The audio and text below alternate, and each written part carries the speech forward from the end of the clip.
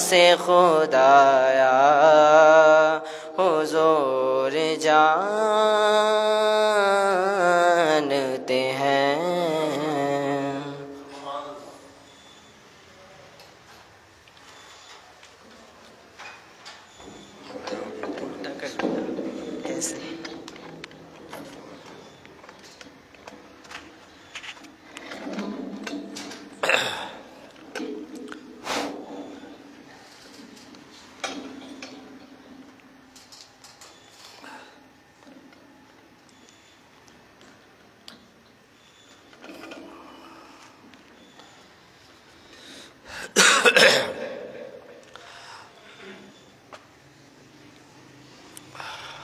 الحمدللہ رب العالمین والصلاة والسلام علی سید الانبیاء والمرسلین اما بعد فاعوذ باللہ من الشیطان الرجیم بسم اللہ الرحمن الرحیم سبحان الذی اسری بعبدہ لیلا من المسجد الحرام الى المسجد الاقصی الذی بارکنا حولہ لنریہ من آیاتنا انہو هو السمیع البصیر آمنت باللہ صدق اللہ العظیم وبلغنا رسولہ النبی الکریم ونحن علی ذلک لمن الشاہدین والشاکرین والحمد للہ رب العالمین۔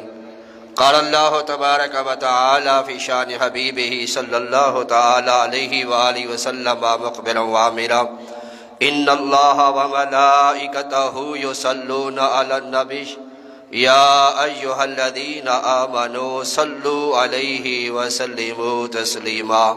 درود پاک آواز بلند الصلاۃ والسلام علیک یا سیدی یا رسول اللہ وعلی آلک وصحابک یا حبیب اللہ الصلاة والسلام علیک یا سیدی یا نبی اللہ وعلی آلک وصحابک یا نور اللہ الصلاة والسلام علیک یا رحمة للعالمین وعلی آلک سجتی ہے سواری دولہا کی معراج ہے میرے آقا کی سجتی ہے سواری دولہا کی معراج ہے میرے آقا کی کیا شان ہے میرے آقا کی معراج ہے میرے آقا کی گھر دیکھو ام ہانی کا جو کیسا روشن روشن ہے گھر دیکھو ام ہانی کا جو کیسا روشن روشن ہے رونق ہے ماہ طیبہ کی معراج ہے میرے آقا کی سجتی ہے سواری دولہا کی معراج ہے میرے آقا کی ایک کافوری ہونٹوں والا سرحان مؤدب حاضر ہے ایک کافوری ہونٹوں والا سرحان مؤدب حاضر ہے آمد ہے مرغ سدرا کی معراج ہے میرے آقا کی سجتی ہے سواری دولہا کی معراج ہے میرے آقا کی بیدار ہوئے محبوب خدا جبریل سناتے ہیں مجدہ بیدار ہوئے محبوب خدا جبریل سناتے ہیں مجدہ دعوت ہے رب اعلیٰ کی معراج ہے میرے آقا کی سجتی ہے سواری دولہا کی معراج ہے میرے آقا کی پیغام خداوندی پا کر مسرور ہوا قلبی اطہر پیغام خداوندی پا کر مسرور ہوا قلبی اطہر کیا بات ہے کیا بات ہے قرب تدلا کی، معراج ہے میرے آقا کی، سجتی ہے سواری دولہا کی، معراج ہے میرے آقا کی۔ نورانی لباس ہے زیر بے تن، جنت سے براق بھی حاضر ہے۔ نورانی لباس ہے زیب تن، جنت سے براق بھی حاضر ہے۔ یوں چل دی سواری اسرا کی، معراج ہے میرے آقا کی، سجتی ہے سواری دولہا کی، معراج ہے میرے آقا کی۔ جب بیت المقدس پہنچے تھے سارے نبی حاضر تھے پیچھے، جب بیت المقدس پہنچے تھے سارے نبی حاضر تھے پیچھے۔ قسمت ہے مسجد اقصیٰ کی، معراج ہے میرے آقا کی، سجتی ہے سواری دولہا کی، معراج ہے میرے آقا کی۔ وہ جو جلوے شب اسرا دیکھے اللہ کے کلیم وہ پا نہ سکے، جو جلوے شب اسرا دیکھے اللہ کے کلیم وہ پا نہ سکے۔ حسرت ہے حضرت موسیٰ کی، معراج ہے میرے آقا کی، سجتی ہے سواری دولہا کی، معراج ہے میرے آقا کی۔ فانی کو بھیک ملے آقا، معراج کے صدقے میں داتا، فانی کو بھیک ملے آقا، معراج کے صدقے میں داتا، بھر دیجئے جھولی منگتا کی، معراج ہے میرے آقا کی، سجتی ہے سواری دولہا کی، معراج ہے میرے آقا کی۔ کیا شان ہے میرے آقا کی، معراج ہے میرے آقا کی۔ صلی اللہ تعالی علیہ وآلہ وصحبہ وبارک وسلم۔ حضور نبی کریم رؤوف الرحیم صلی اللہ تعالی علیہ وآلہ وسلم کہ عظیم معجزہ معراج کا ذکر پاک جاری اور ساری ہے۔ اللہ تبارک و تعالی نے اپنے محبوب صلی اللہ تعالی وسلم کو معراج کرائی، اس میں بے شمار علماء نے حکمتیں بیان کی ہیں، اور سب سے بڑی جو حکمت ہے وہ یہ ہے کہ پہلے جتنے انبیاء کرام علیہ السلام تشریف لائے، کسی نے رب کو دیکھا نہیں تھا، لیکن انہوں نے دعوت یہی دی کہ وہ اکیلا ہے، وحدہ لا شریک ہے۔ تو کل بروز قیامت کو اعتراض کر سکتا تھا کہ نبیو تم نے تو رب کو دیکھا نہیں، پھر تم کیسے کہتے تھے کہ وہ اللہ ایک ہے، وحدہ لا شریک ہے؟ صاحب ذرا سارے نبی یہی جواب دے کہ بے شک ہم نے دیکھا نہیں ہے، لیکن وہ ہے اکیلا ہی، وحدہ لا شریک ہی ہے۔ لیکن جب یہی سوال حضور نبی کریم صلی اللہ تعالی علیہ وآلہ وسلم سے کیا جائے تو میرے آقا صلی اللہ تعالی علیہ وآلہ وسلم انکار نہیں فرمائیں گے، بلکہ کہیں گے ہاں میں نے دیکھا ہے کہ وحدہ لا شریک ہے۔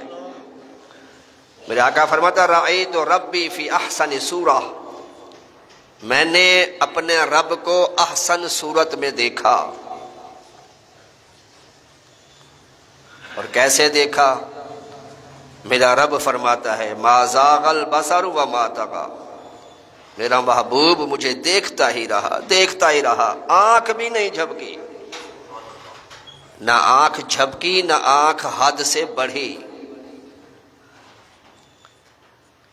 اللہ اکبر کبیرہ۔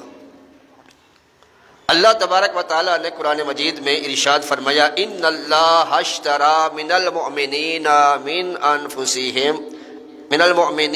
انفسهم واموالهم بان لهم الجنہ، بے شک اللہ تعالیٰ نے مسلمانوں سے، مومنوں سے ان کی جانیں، ان کے مال خرید لیے ہیں بِأَنَّ لَهُمُ الْجَنَّةَ، جنت کے بدلے میں۔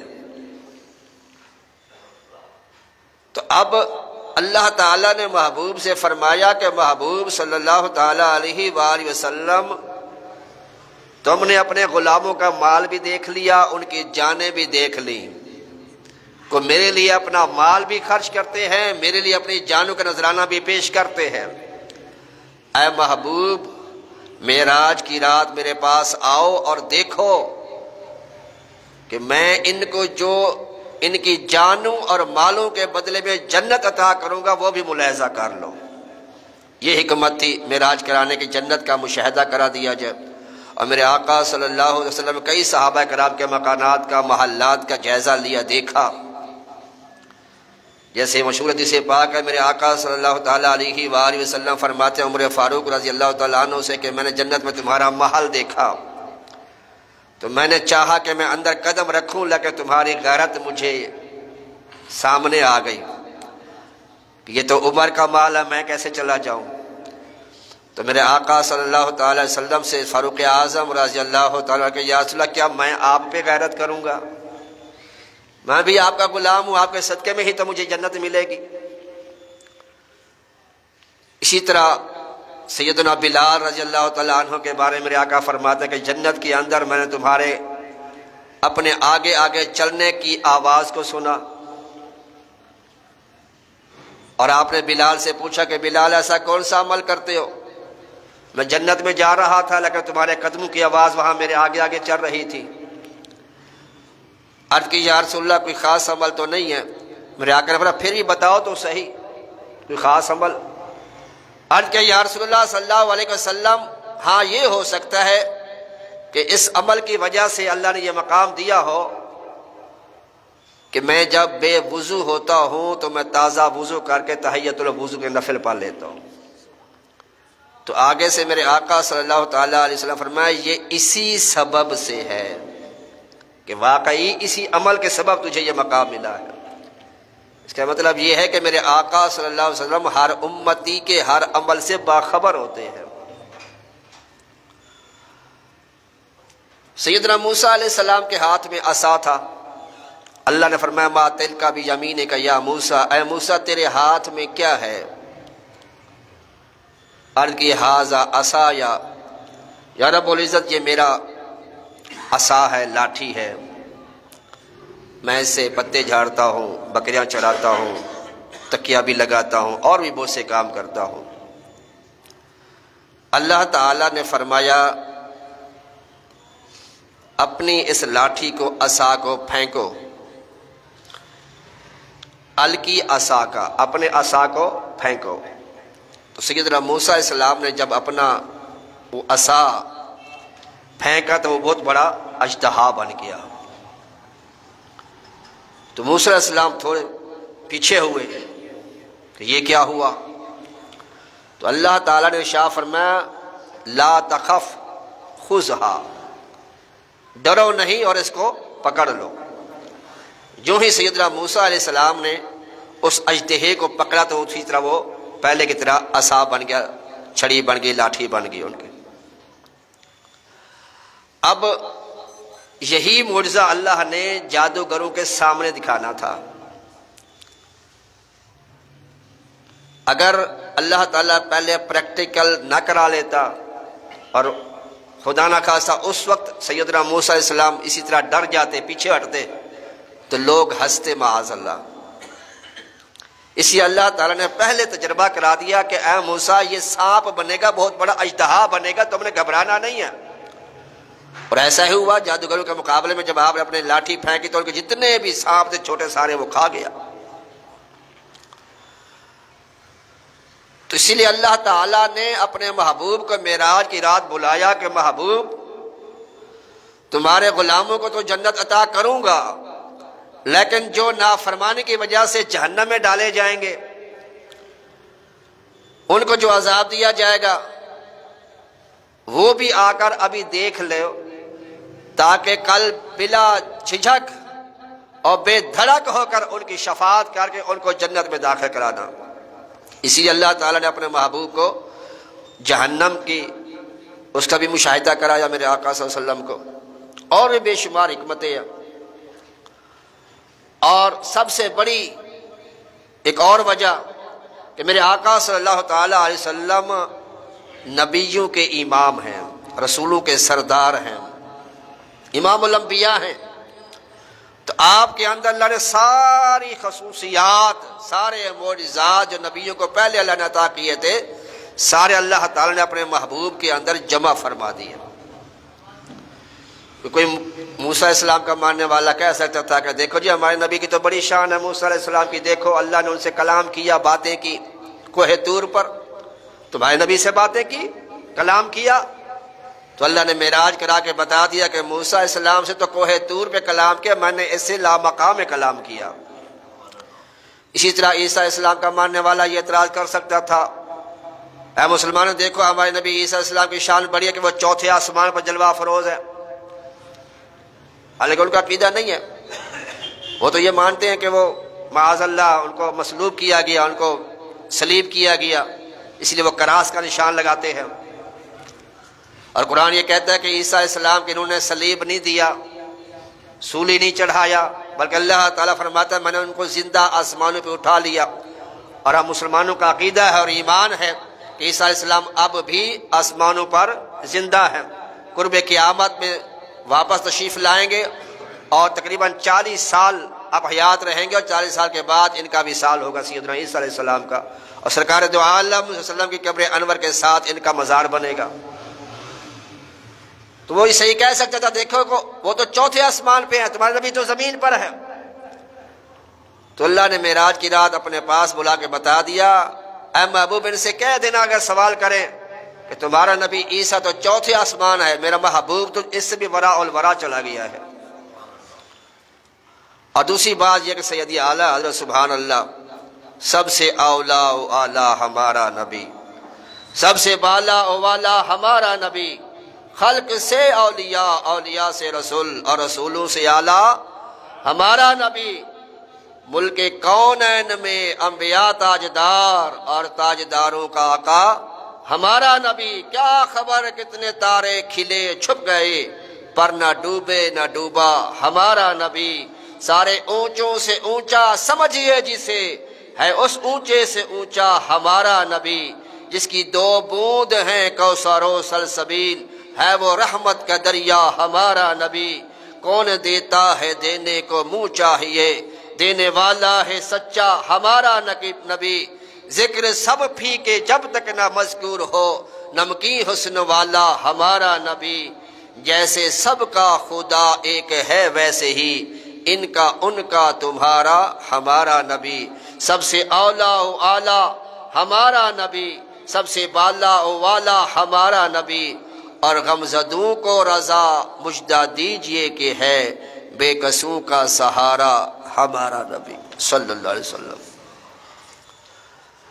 سیدنا ابراہیم علیہ السلام کو اللہ تعالیٰ نے معراج کرائی، زمین و آسمان کی بادشاہتیں دکھائی۔ حضور نبی کریم صلی اللہ تعالیٰ علیہ وآلہ وسلم کی یہ شان ہے، یہ بات بھی ہے آپ کی عالی صفات میں، کونوں مکان کی سیر کریں ایک رات میں، وہ جب گئے تو نبض تو عالم رکی رہی، وہ آ گئے تو جان پڑی کائنات میں۔ حضور نبی کریم صلی اللہ تعالیٰ علیہ وسلم کی سواری براق، جس پہ آپ سوار ہوئے، حضور نبی کریم صلی اللہ تعالیٰ علیہ وآلہ وسلم، یہ براق یہ گدھے سے بڑا اور خچر سے چھوٹا، آدمی کی مثل اس کا چہرہ، ہاتھی جیسے اس کے کان، اور اونٹ جیسے اس کا سینہ ہے، اور اس براق کے دائیں بائیں 80 ہزار فرشتوں کی لائنیں تھیں، اور میرے آقا صلی اللہ تعالیٰ علیہ وسلم اس سواری پر سوار ہوئے۔ سواری کی رفتار میرے آقا فرماتے ہیں جہاں اس کی نظر پڑتی تھی براق کا وہاں پہ قدم ہوتا تھا، اتنا تیز رفتار۔ حضور نبی کریم صلی اللہ تعالیٰ علیہ وسلم فرماتے ہیں کہ میں جا رہا ہوں، فرمایا کہ میں نے ایک ایسی قوم کو دیکھا جن کے سروں کو بڑے وزنی پتھروں سے کچلا جا رہا تھا۔ میں نے جبرائیل سے پوچھا، جبرائیل بتاؤ یہ کون لوگ ہیں جن کے سروں کو پتھر سے کچلا جا رہا ہے، عذاب دیا جا رہا ہے؟ جبرائیل امین علیہ السلام نے کہا یا رسول اللہ، یہ وہ لوگ ہیں جو نماز کے اوقات میں سو جایا کرتے تھے، نمازیں چھوڑ دیتے تھے، نمازیں نہیں پڑھتے تھے، نیند پیاری تھی۔ میرے آقا فرماتے ہیں میری سواری اور آگے چلی، فرمایا کہ ایسی قوم سے گزرا کہ جو برہنہ تھے، ان کے جسم پر لباس نہیں تھا، وہ لوگ چپائیوں کی طرح جنگل گھاس کانٹے اور تھور اور انگارے کھا رہے تھے۔ میں نے پوچھا کہ یہ کون لوگ ہیں؟ تو جبرائیل امین نے کہا کہ یہ وہ لوگ ہیں کہ جو صاحب نصاب ہونے کے باوجود زکوٰۃ نہیں دیا کرتے تھے۔ مجھے آقا فرماتے ہیں میری سواری اور آگے گئی، میں نے ایک اور منظر دیکھا، کچھ لوگ ہیں مرد اور عورتیں، ان کے سامنے اچھے نفیس لذیذ کھانے رکھے ہوئے ہیں، اور دوسری طرف بدبودار کچا گوشت اور مردار پڑا ہوا ہے۔ تو یہ لوگ مرد اور عورتیں اس اچھے کھانے کو چھوڑ کر، اس لذیذ کھانے کو چھوڑ کر، عمدہ کھانے کو چھوڑ کر مردار کھا رہے ہیں، بدبودار کھانے کھا رہے ہیں۔ میں نے پوچھا کہ جبرائیل یہ کون لوگ ہیں؟ کہا یہ وہ لوگ ہیں کہ جو حلال بیویاں رکھنے کے باوجود غیر عورتوں میں دلچسپی لیا کرتے تھے۔ یہ وہ عورتیں ہیں کہ جو شوہر والی ہونے کے باوجود اپنے شوہروں کو چھوڑ کر غیر مردوں میں دلچسپی لیا کرتی تھی۔ میرے آقا فرماتے ہیں پھر میں اور آگے بڑھا، فرمایا کہ میں نے موسیٰ علیہ السلام کی قبر کے پاس سے میری سواری گزری، رأیت موسیٰ فی قبری وہو یصلی۔ میرے آقا فرماتے ہیں جب میں موسیٰ علیہ السلام کی قبر کے پاس سے گزرا، میں نے دیکھا وہ کھڑے ہو کے نماز پڑھ رہے تھے۔ وَهُوَ قَائِمٌ يُصَلِّي فِي قَبْرِهِ۔ اب یہ یصلی ہے، صلاۃ کئی معنوں میں آتا ہے۔ صلاۃ کا معنی نماز بھی ہوتا ہے، صلاۃ کا معنی درود بھی ہوتا ہے۔ ان اللہ ملائکتہ یصلون علی النبی۔ تو میرے آقا نے فرمایا کہ میں نے موسیٰ علیہ السلام کو دیکھا کہ وہ یصلی۔ علماء فرماتے ہیں ایک مطلب تو یہ ہو سکتا ہے کہ وہ نماز پڑھ رہے تھے، لیکن زیادہ عشاق یہ فرماتے ہیں کہ نہیں، نماز نہیں، بلکہ میرے آقا صلی اللہ تعالیٰ علیہ وآلہ وسلم کی سواری جب کوئی سامنے سے گزری تو موسیٰ علیہ السلام کھڑے ہو کے صلاۃ و سلام پڑھ رہے تھے۔ اور یہ سمجھ بھی آتا ہے، معراج کی رات اللہ تعالیٰ نے تمام نبیوں کو بتا دیا تھا کہ آج میرا محبوب میرے پاس ملاقات کے لیے آ رہا ہے، اور تم سب نبیوں نے بیت المقدس میں جمع ہونا ہے۔ تو موسیٰ علیہ السلام بھی اللہ کے نبی ہیں، رسول ہیں، ان کو بھی خبر تھی کہ محبوب بیت المقدس پہنچنے والے ہیں۔ تو یہ کیسے ہو سکتا ہے کہ ہم کسی کو دعوت دیں، کسی کو بلائیں، کوئی مہمان آنے والا ہو، جب مہمان ہمارے پاس آئے تو ہم نماز شروع کر دیں؟ ایسا ہوتا ہے؟ بلکہ ہم اس کا کیا کرتے ہیں؟ استقبال کرتے ہیں، اس کو ویلکم کرتے ہیں۔ تو موسیٰ علیہ السلام کو جب اللہ نے بتا دیا کہ میرا محبوب آج آئے گا اور تیری قبر کے پاس سے بھی گزرے گا، تو یہ کیسے ہو سکتا ہے کہ موسیٰ علیہ السلام جب میرے آقا کی سواری ہے تو وہ نماز شروع کر دیں؟ میرے آقا جب سواری سامنے آئی تو موسیٰ علیہ السلام سرکار پہ درود و سلام بھیج رہے تھے۔ پھر میرے آقا صلی اللہ تعالیٰ علیہ وآلہ وسلم فرماتے ہیں میری سواری اور آگے بڑھی، میرے آقا فرماتے ہیں میں نے ایسے لوگ دیکھے جن کے پیٹ بہت بڑے تھے اور اس میں سانپ اور بچھو بھرے ہوئے تھے، ان کے پیٹوں میں نظر آ رہے تھے کہ ان کے پیٹوں کے اندر سانپ ہیں، بچھو ہیں۔ میں نے پوچھا کہ اے جبرائیل یہ کون لوگ ہیں؟ تو سیدنا جبرائیل امین علیہ السلام نے فرمایا یہ وہ لوگ ہیں جو سود کھایا کرتے تھے، اور سود ایسی لعنت ہے، اللہ خود فرماتا ہے کہ جو سود لیتا ہے دیتا ہے، سودی کاروبار کرتا ہے، فرمایا فَآذَنُوا بِحَرْبٍ مِّنَ اللَّهِ وَرَسُولِهِ، ایسے بندے سے اللہ فرماتا ہے میرا بھی اعلان جنگ ہے اور میرے رسول کا بھی اعلان جنگ ہے۔ دو مقامات ایسے ہیں، ایک حدیث قدسی میں آتا ہے من عاد لی ولی فقد آذنتہ بالحرب، اللہ فرماتا ہے کہ جو میرے کسی ولی سے عداوت رکھے گا، بغض رکھے گا، کینہ رکھے گا، اللہ فرماتا ہے میرا اس کے ساتھ اعلان جنگ ہے۔ دوسرا قرآن مجید میں اللہ فرماتا ہے جو سود لیتا ہے، سودی کاروبار کرتا ہے، سود لیتا ہے، سود دیتا ہے، فرمایا اگر وہ اس سے باز نہ آیا فَأَذَنُوا بِحَرْبٍ مِّنَ اللَّهِ وَرَسُولِهِ، اے محبوب پھر ان سے کہہ دو مجھ رب کا بھی اس کے ساتھ اعلان جنگ ہے اور اس کے رسول کا بھی اس کے ساتھ اعلان جنگ ہے۔ اللہ تبارک و تعالی ہم سب کو اس سے محفوظ رکھے۔ فرمایا میرے آقا صلی اللہ تعالی علیہ وآلہ وسلم ایک مقام آیا، وہاں پر مجھے جبرائیل امین علیہ السلام نے کہا یا رسول اللہ یہاں بھی 2 نفل ادا فرمایا۔ میرے آقا نے پوچھا اس کا نام کیا ہے؟ عرض کہ یا رسول اس کا نام ہے یسرب، جس کا معنی ہے بیماریوں کا گھر۔ وہ علاقہ ایسا تھا، وہ جگہ ایسی تھی، بستی ایسی تھی کہ جو بندہ وہاں پہ جاتا وہ بیمار ہی رہتا تھا، اس لیے اس کا نام ہی یسرب پڑ گیا، بیماریوں کا گھر۔ میرے آقا صلی اللہ تعالی علیہ وسلم 2 رکعت نماز نفل پڑھے۔ نفل پڑھنے کے بعد میرے آقا صلی اللہ تعالی علیہ وسلم نے فرمایا جبرائیل اس کا کیا نام بتایا تھا؟ آج کہ یا رسول اللہ پہلے تھا یسرب، اب یہ مدینۃ المنورہ بن گیا ہے۔ پہلے تھا بیماریوں کا گھر، اب آپ کی پیشانی، آپ کی جبین اقدس اس کے ساتھ مس ہو گئی ہے۔ میرے آقا اب یہ مدینۃ المنورہ بن گیا، یہ تابہ بن گیا، یہ طیبہ بن گیا ہے، اب اس کی مٹی کے اندر بھی اللہ نے شفا رکھ دی ہے۔ اور حضور نبی کریم صلی اللہ تعالی علیہ وسلم فرماتے ہیں پھر میں ایک ایسے مقام سے گزرا جسے بیت اللحم کہتے ہیں، یہ بیت المقدس کے پاس ہی ہے، چند میل کے فاصلے پر۔ میرے آقا صلی اللہ تعالی علیہ وآلہ وسلم سے جبرائیل امین نے عرض کیا یا رسول اللہ آپ یہاں بھی 2 نفل ادا فرمائیں۔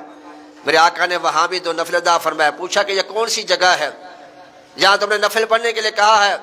جبرائیل امین علیہ السلام نے کہا یا رسول اللہ یہ وہ جگہ ہے جہاں سیدنا عیسیٰ علیہ السلام کی ولادت باسعادت ہوئی، اسے بیت اللحم کہتے ہیں۔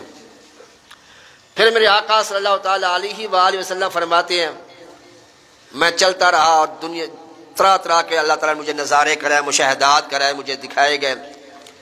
اب دیکھیں میرے آقا کے سواری کی رفتار کا عالم کتنا ہے کہ جہاں براق کی نظر پڑتی ہے وہاں پہ اس کا قدم تیز رفتار اتنی ہے۔ اب کوئی بندہ تیز سپیڈ میں جا رہا ہو، چلو موٹر سائیکل پہ ہی جا رہا ہو، اگر 60 کی سپیڈ پہ جا رہا ہو تو وہ تیزی کے ساتھ جو جائے گا تو اس کے سامنے دائیں پہ جو مناظر ہیں وہ صحیح طرح نظر نہیں آئیں گے۔ لیکن میرے آقا کی نگاہ کا عالم یہ دیکھیں اتنی تیز رفتاری کے ساتھ جا بھی رہے ہیں اور ہر چیز کو آپ مشاہدہ بھی فرما رہے ہیں اور سمجھ بھی رہے ہیں اور دیکھ بھی رہے ہیں میرے آقا، اور اس کی تہ تک پہنچ رہے ہیں، اس لیے آپ پوچھ بھی رہے ہیں۔ آپ پوچھ کیوں رہے ہیں؟ لوگ کہتے ہیں دیکھو جی پھر میرے آقا کو نہیں پتا تھا اس لیے آپ پوچھتے تھے کہ یہ کون لوگ ہیں، یہ کون لوگ ہیں، یہ کیوں عذاب ہو رہا ہے، یہ جگہ کون سی ہے۔ اس کا مطلب معاذ اللہ حضور پاک کو پتا نہیں تھا، جبرائیل کو پتا تھا تو جبرائیل کا علم حضور سے بڑھ گیا معاذ اللہ۔ حالانکہ بعض دفعہ سوال کرنا لا علمی کی دلیل نہیں ہوتا، سوال کرنا بعض دفعہ لا علمی کی دلیل نہیں ہوتا۔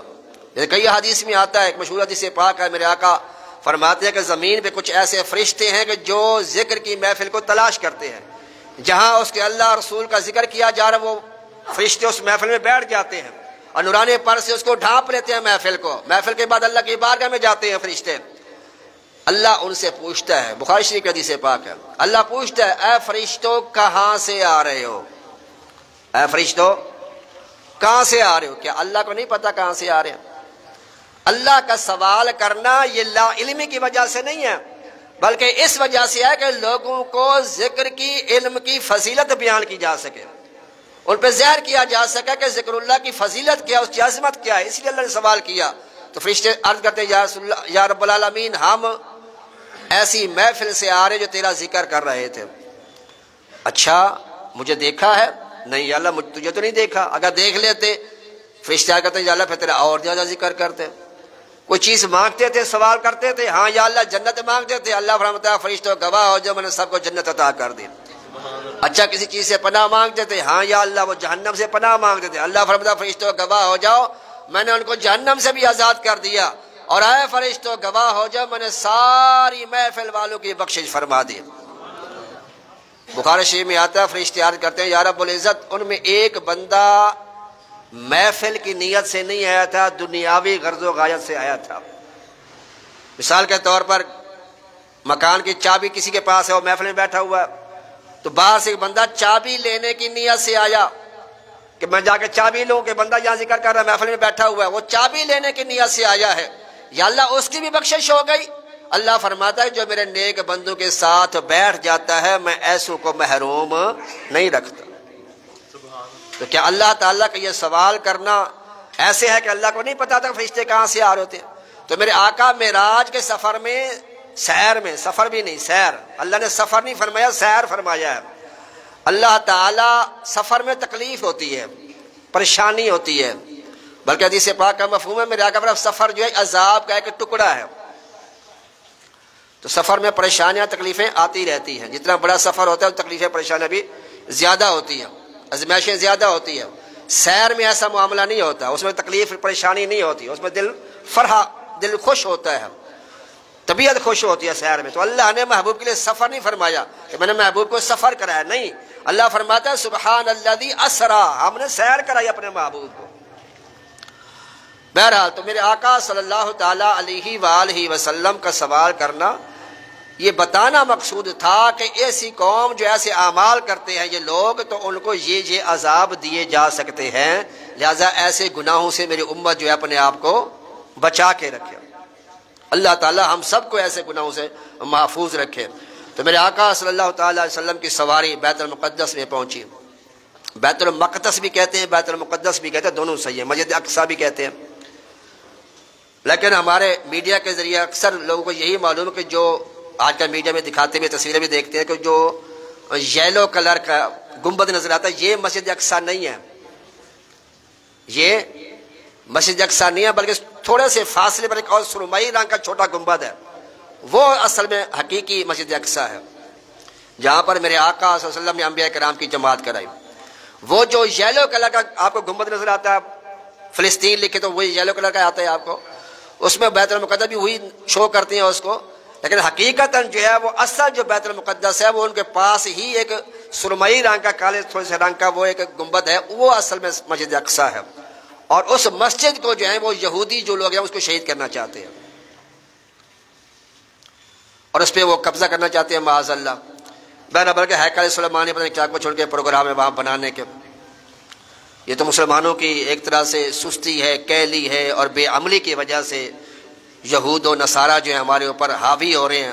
بلکہ پچھلے دنوں آپ نے سنا ہوگا میڈیا کے ذریعے بھی، وہ کئی سو سال تک مسلمانوں کا مسجد کی جگہ رہنے والی بابری مسجد جو سن 92 میں انہوں نے شہید کی تھی، اب وہاں پہ انہوں نے بندر جو ہے اس کے جو ان کا وہ مندر ہے، بندر ہی ہے بہرحال، تو مندر وہاں پہ کھل گیا، ان کا اوپن ہو گیا، اس کی افتتاح کر دیا، وہاں مندر جو ہے وہ بتوں کی پوجا شروع ہو گئی ہے وہاں پر۔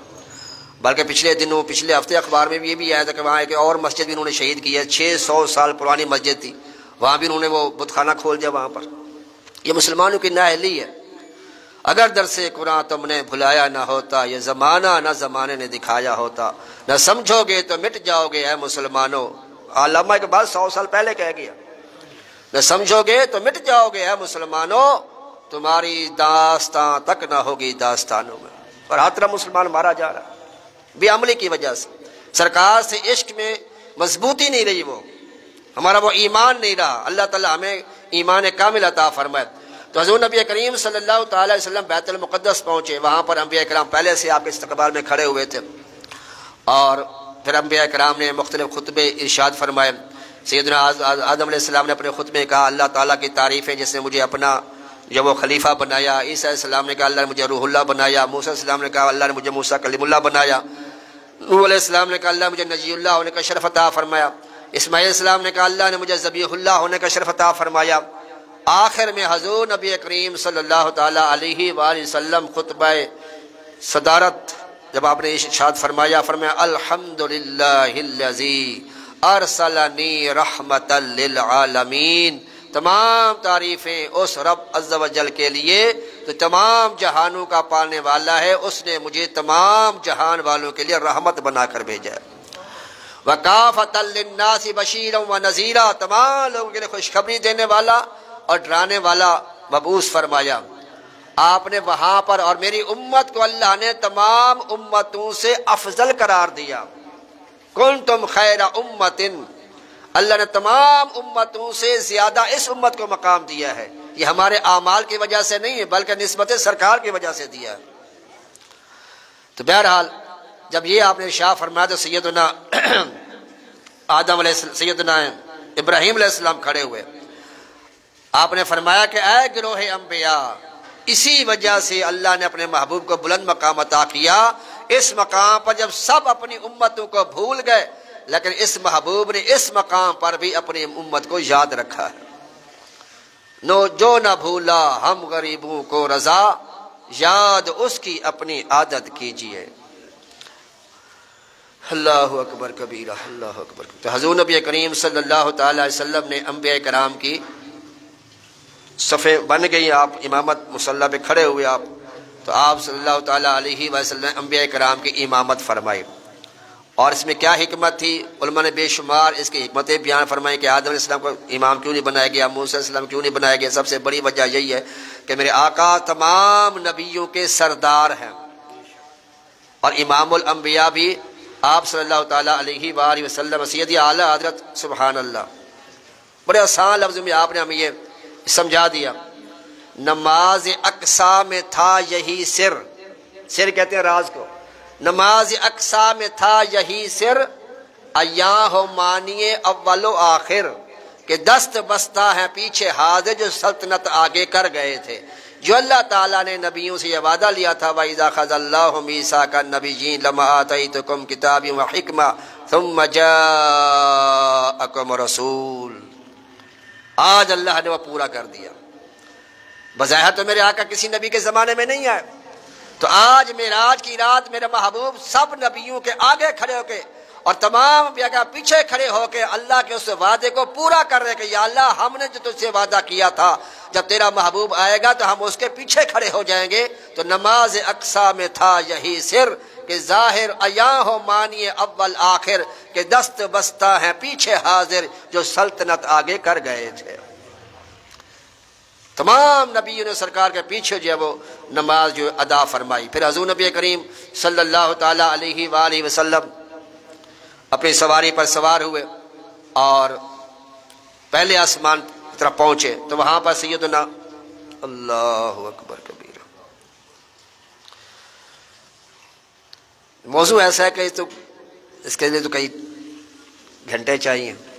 حضور نبی کریم صلی اللہ تعالیٰ علیہ وآلہ وسلم فرماتے ہیں کہ معراج کی رات اللہ تعالیٰ نے مجھے 3 قسم کے علوم عطا فرمائے۔ ایک علم شریعت، جو میں نے دین کا علم تھا اپنی امت تک پہنچا دیا۔ دوسرے علم کے بارے میں اللہ نے فرمایا کہ محبوب یہ علم اس کو دینا جو اس کا اہل ہو، یعنی خاص بندوں کو دینا۔ اور سیدنا ابو ہریرہ رضی اللہ تعالیٰ فرماتے ہیں کہ وہ علم اللہ تعالیٰ نے مجھے محبوب نے عطا فرمایا، اگر وہ علم میں دوسری قسم کا جو علم مجھے محبوب نے عطا کیا، اگر تم لوگوں میں زہر کرو تمہیں سمجھ نہ آئے مجھے کافر کہہ کے قتل کر ڈالو۔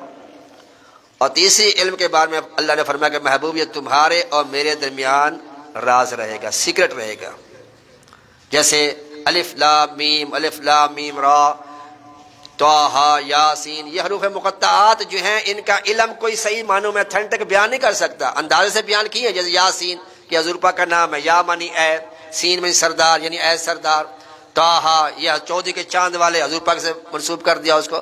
اپنی اٹکل سے اپنی معلومات سے انہوں نے اس کے نام ترجمے کچھ کیے ہیں، لیکن حقیقت جو معنی ہے وہ اللہ جانتا ہے اور اس کا رسول صلی اللہ علیہ وسلم جانتا۔ جب یہ آیت مقدسہ نازل ہوئی کاف ہا یا عین صاد، تو جبریل امین جب وحی لے کے آئے کاف میرا علیم تو، ہا علیم تو، یا علیم تو، صاد علیم تو، جبریل امین علیہ السلام نے آ کر یا رسول اللہ میں وحی لینے والا، رب وحی بھیجنے والا، میں جو تو نہیں پتا کاف کا کیا مطلب ہے، یا کا کیا مطلب ہے، عین کا کیا مطلب ہے، صاد کا کیا مطلب ہے، اور آپ فرما رہے ہیں علیم تو میں جان گیا، میں پہچان گیا، میں سمجھ گیا۔ میرے آقا نے فرمایا اے جبرائیل یہ میرے اور میرے رب کے درمیان راز کی باتیں ہیں۔ وَأَوْحَى إِلَىٰ عَبْدِهِ مَا أَوْحَىٰ، یہی راز کی بات ہے۔ اللہ فرماتا ہے میں نے اپنے بندے کی طرف وَأَوْحَىٰ إِلَىٰ عَبْدِهِ، میں نے وحی کی اپنے بندہ خاص محمد عربی صلی اللہ تعالی وسلم پر، ما اوحا جو وحی کی، یعنی اللہ نے وہ راز کو راز ہی رکھا، یعنی خاص باتیں بھی اللہ سے محبوب صلی اللہ علیہ وسلم سے ہوئی ہیں، اور میرے آقا نے اس میں ایک آدھ بیان بھی کی تھی، میں نے کسی جمعے میں آپ کو بتایا تھا کہ وہ راز کی بات کیا تھی۔ بہرحال تو میرے آقا صلی اللہ تعالیٰ علیہ وسلم کو یہ معراج اللہ تعالیٰ نے اس لیے کرائی کہ میرے آقا صلی اللہ علیہ وسلم پر کوئی اعتراض نہ کر سکے، اور ابو جہل اور صدیق اکبر کو ایک علیحدہ کر دیا جائے، پتہ لگ جائے کہ صدیق اکبر کون ہے اور ابو جہل کون ہے۔ میرے آقا صلی اللہ علیہ وسلم جب معراج کر کے واپس آ رہے تو جبرائیل سے میرے آقا نے پوچھا کہ جبرائیل یہ تو بتاؤ کہ وہ اس معجزے کو مانے گا کون؟ تو انہوں نے عرض کیا یا رسول اللہ کوئی مانے نہ مانے آپ کا یار غار صدیق اکبر اس کو ضرور مانے گا، اور اسی لیے آپ کو صدیق اکبر کہا جائے، سب سے بڑا صدیق صدیق ابو جہل نے میرے آقا خانہ کعبہ کے ساتھ ٹیک لگا کے بیٹھے ہوئے تھے صبح کے وقت، معراج کے بعد جب صبح ہوئی تو میرے آقا خانہ کعبہ کے ساتھ ٹیک لگا کے بیٹھے ہوئے ہیں، تو وہاں ابو جہل گزرا تو کہا کہ لگتا ہے محمد کوئی عجیب بات ہو گئی ہے۔ آقا نے فرمایا ہاں ایک عجیب واقعہ ہوا۔ کیا ہوا؟ کہا کہ اس طرح میں راتوں رات مسجد اقصیٰ گیا ہوں، پھر وہاں پہ پہلے آسمان، ساتواں آسمان، جنت، دوزخ سب مشاہدے کر کے میں واپس آیا ہوں، اور لمحے بھر میں ہوا ہے رات کے مختصر سے حصے میں۔ تو ابو جہل ہنسنے لگا، اس نے کہا محمد یہ چند بندوں میں بات کرو گے؟ آپ نے فرمایا ہاں۔ وہ بندے اکٹھے کر کے لے آیا کفار مشرکین جو تھے، سردار لے کے، دیکھو محمد کیا کہتے ہیں، محمد میرا آقا نے فرمایا کہ اس طرح میں کیا ہوں اور اس طرح دیکھا سارا کچھ۔ بہرحال پھر انہوں نے نشانیاں بھی مانگی بیت المقدس کی کہ بیت المقدس کے کتنے دروازے ہیں، کتنی کھڑکیاں ہیں، کتنے روشن دان ہیں، تو جو وہ سوال کرتے تھے میرے آقا سب کا جواب بالکل حق اور برحق سچ فرمایا کرتے تھے، ساری نشانیاں آپ نے پوری ان کو بتا دی۔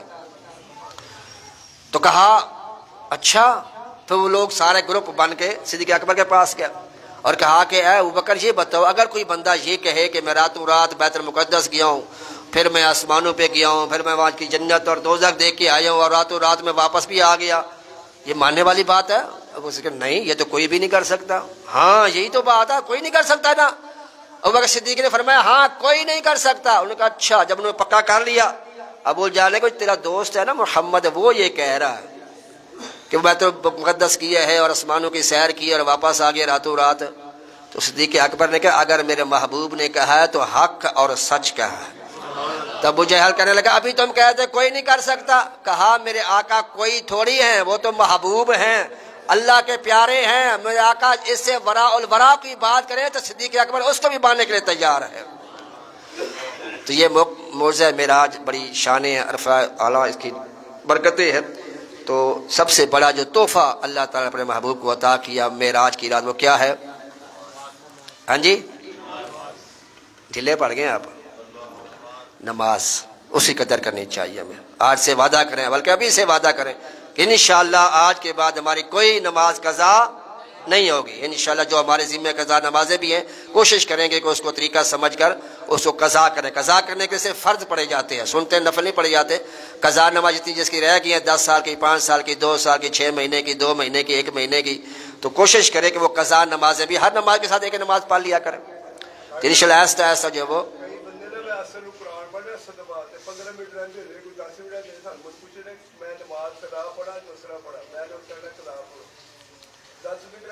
مغرب جب تک مغرب کا وقت شروع نہیں ہوتا اس وقت تک عصر کا وقت ہوتا ہے، لیکن اس سے سورج غروب ہونے سے 20 منٹ پہلے پڑھنا مکروہ ہے۔ اور کسی وجہ سے کوئی سفر میں تھا، کسی وجہ سے مصروفیت تھی، وہ نماز نہیں پڑھ سکا، مثال کے طور پر اگر وہ سورج غروب ہو رہا ہے 5:45 پہ، تو 5:25 تک پڑھ لینی چاہیے نماز۔ اگر پھر بھی نہیں پڑھ سکا کسی وجہ سے، سفر میں تھا یا کسی اور کام مصروفیت کی وجہ سے، تو وہ 5:45 سے پہلے 5:40 پہ پڑھے گا تو بھی نماز اس کی ہو جائے گی، کیونکہ مغرب کا ٹائم شروع ہو رہا ہے 5 مثال دے رہا ہوں 5:45 سے پہلے نماز پڑھے گا تو وہ ادا ہی شمار ہوگی۔ لیکن اتنی تاخیر کر کے پڑھنا یہ منافق کی نماز کہا گیا ہے، یعنی سورج غروب ہونے سے 20 منٹ پہلے نماز کو جو وہ پڑھ لینا چاہیے۔ ٹھیک ہے جی؟ نہیں وہ ادا ہی ہوگی، قضا نہیں۔ قضا تبھی ہوگی جب وہ عصر کا وقت ختم ہو جائے گا، 5:45 ہو گئے، مغرب کا وقت شروع ہو گیا، تو اب وہ نماز جو وہ قضا ہوگی۔ اب اور مغرب کے بعد وہ جو اس کو قضا کر کے پڑھے گا، تو قضا میں صرف فرض پڑھے جاتی ہیں اور وتر پڑھے جاتے ہیں، اور نفل سنتے قضا میں نہیں پڑھی جاتی۔ ہاں کسی کے اگر اس دن کی فجر کی نماز قضا ہو جائے اور وہ ظہر کی نماز سے پہلے اس کو ادا کرے، مثال کے طور پر کسی کی آج فجر کی قضا ہو گئی اور اس نے سورج نکلنے کے 20 منٹ کے بعد پڑھی، یا ظہر کا وقت شروع ہو رہا ہے 12 بجے مثال کے طور پر، اگر اس نے مثال کے طور پر پڑھی ہے 9 بجے 10 بجے، تو اس کو چاہیے کہ پھر وہ اس دن کی جو سنتے ہیں فجر کی وہ بھی پڑھ سکتا ہے، لیکن پچھلے دنوں کی کوئی فجر قضا ہو گیا اس میں صرف فرض پڑھے جاتے ہیں۔ اللہ تبارک و تعالیٰ کی بارگاہ میں دعا ہے کہ ہمیں ہمیشہ نمازوں کی پابندی کرنے کی توفیق عطا فرمائے۔ وما علیہ الا البلاغ۔